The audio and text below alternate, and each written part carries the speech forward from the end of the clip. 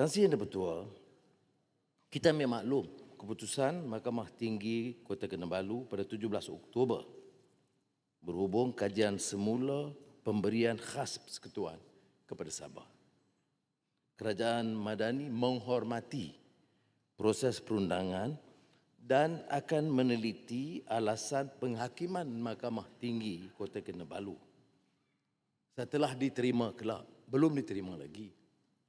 Sebelum sebarang tindakan lanjut dilaksanakan atas nasihat Peguam Negara demi kebaikan dan kepentingan Sabah dan Malaysia seluruhnya.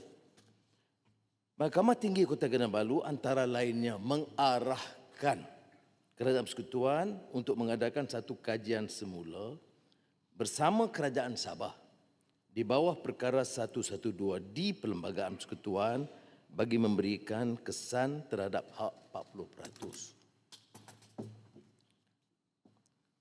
Keputusan ini tentu diambil serius oleh Kerajaan Persekutuan dan menunggu Kerajaan Sabah setelah pilihan raya negeri yang bakal diadakan.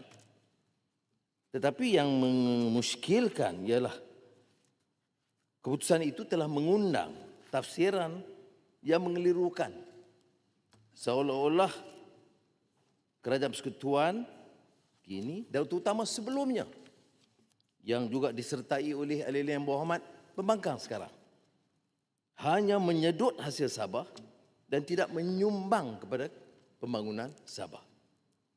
Now, bagi menghormati proses perundangan yang mungkin masih berlangsung, Kerajaan Persekutuan tidak dapat memperincikan apa jua perkara yang masih menjadi pertikaian di mahkamah.